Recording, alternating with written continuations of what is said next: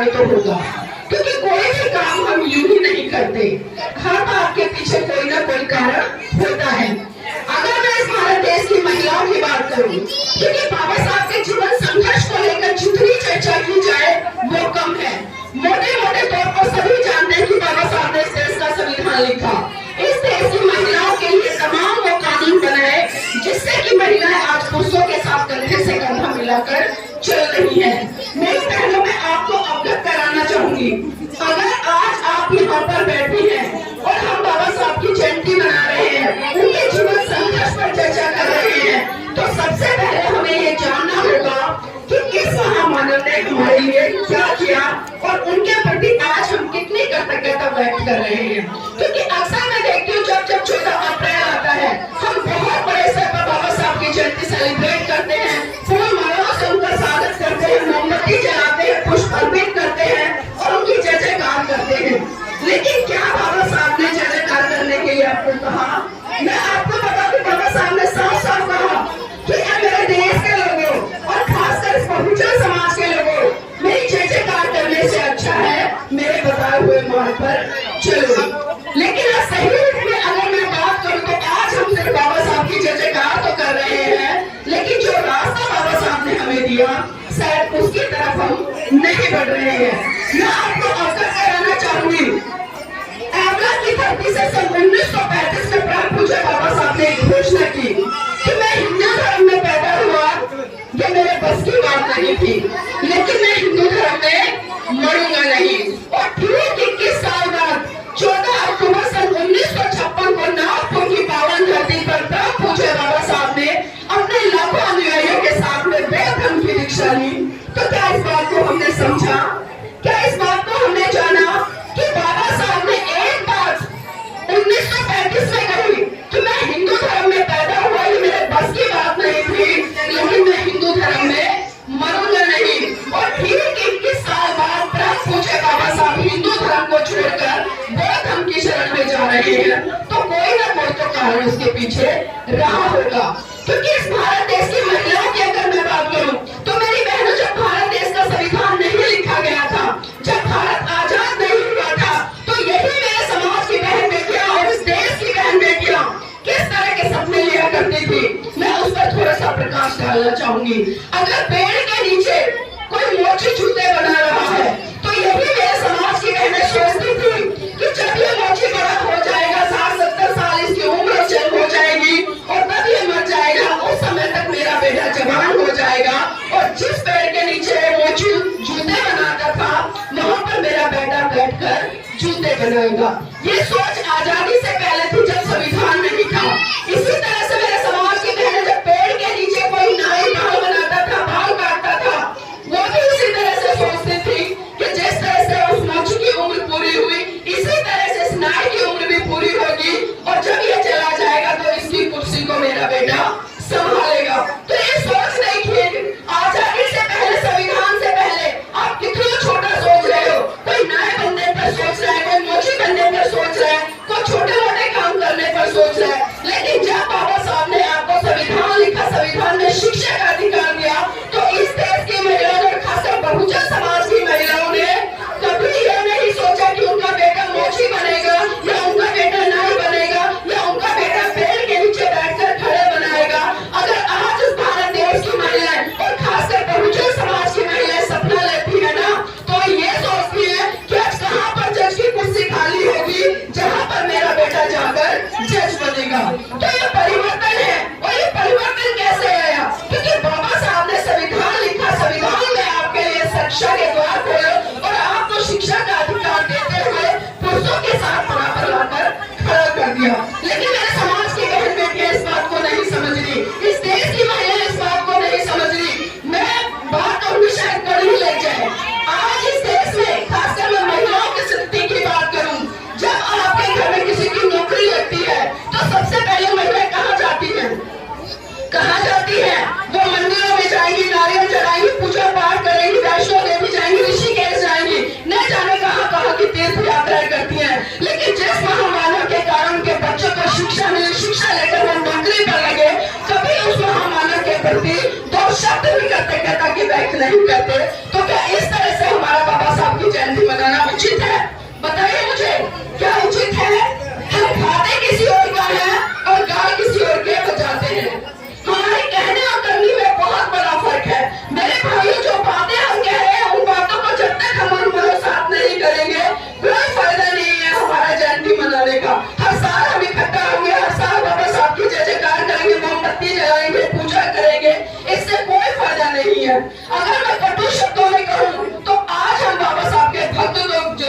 गए हैं, लेकिन हमने कभी भी बाबा साहब का अनुयायी बनने का प्रयास नहीं किया।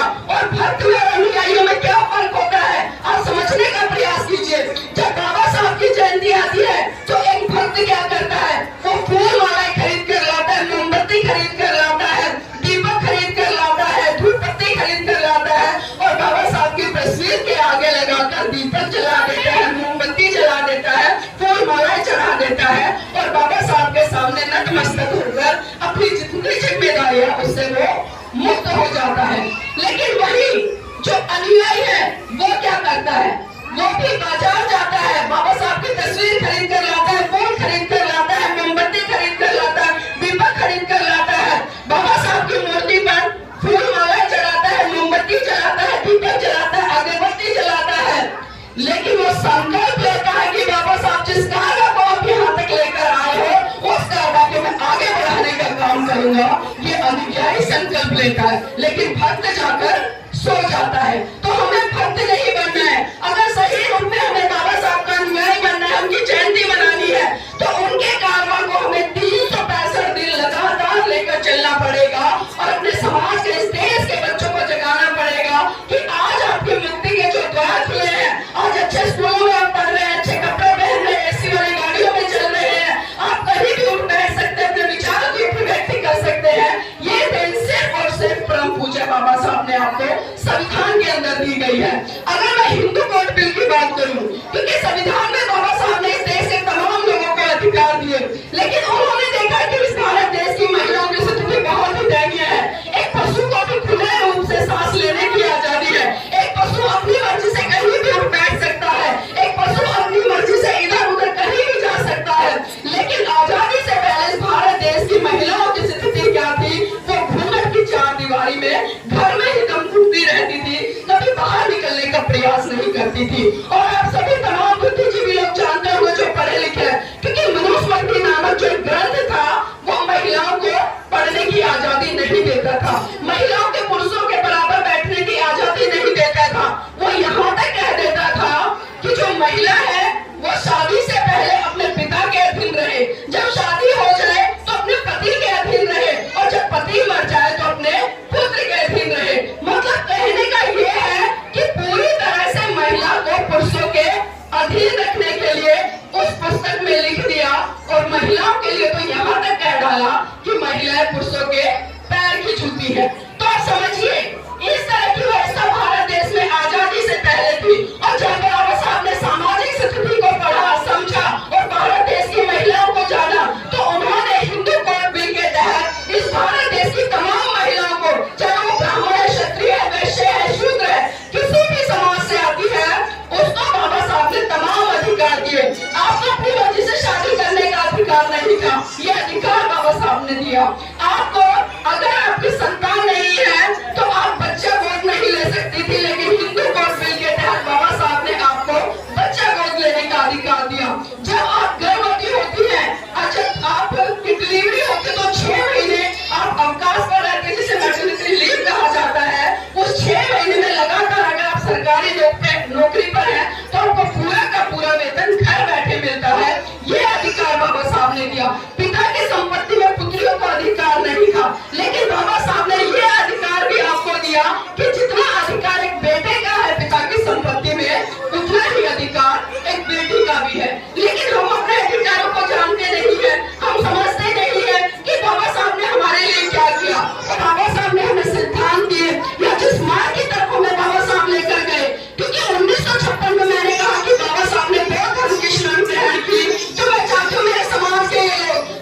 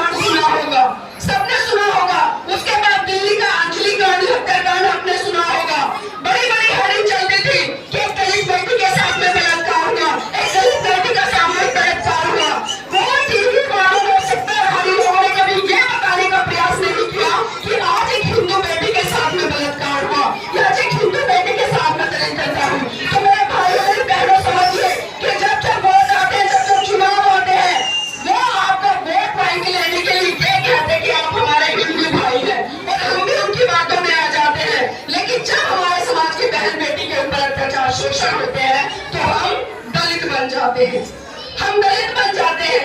दोषी वो लोग नहीं है, दोषी हम लोग हैं, क्योंकि बाबा साहब ने साफ साफ कहा है कि जुर्म करने वाले से ज्यादा अत्याचारी कौन है? जुर्म को सहने वाला।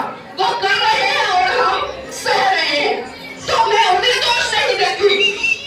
उन लोगों ने बाबा साहब को पढ़कर कहां से कहां पहुंच गए, आज पूरी पार्लियामेंट में उन्होंने कब्जा कर लिया है। लेकिन जिस समाज से बाबा साहब आते थे उस समाज के लोगों ने बाबा साहब को नहीं समझा। और हम एक बात कहते हैं कि हमारे बाबा साहब, ये कहना बंद कर दीजिए, क्योंकि हम लोगों ने बाबा साहब के कद को बहुत छोटा कर दिया हमारे कहकर। बाबा साहब एक राष्ट्र निर्माता थे, लेकिन हमने एक चीज समझा नहीं।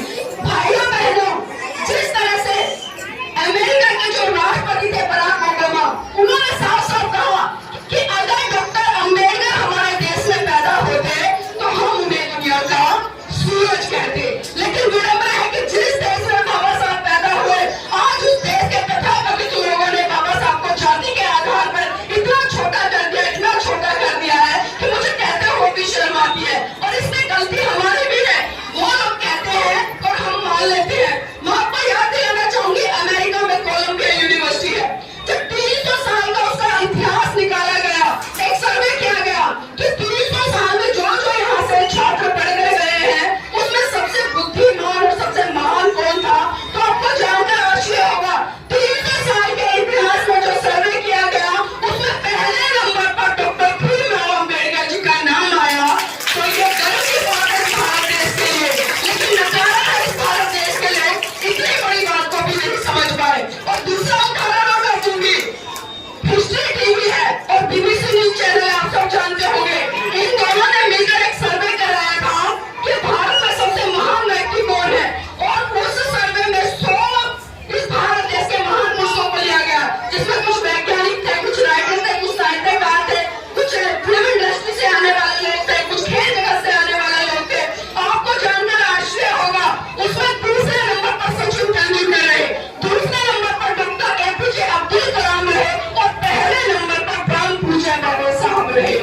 ये इतिहास है हमारा, हम इन शूरवीरों के संतानें हैं, लेकिन हमें पता ही नहीं है। जब हमें पता ही नहीं है तो हम कैसे गर्व करेंगे, हम कैसे गर्व करेंगे, हम कैसे लोगों को बताएंगे कि हम कोई छोटे मोटे लोगों की संतान नहीं है। हमारे वंशज बड़े शूरवीर थे और बाबा साहब विश्व के 5 बुद्धिजीवी लोगों में से गिने जाते हैं। शायद हमें ये भी नहीं पता, कुछ लोग जानते होंगे।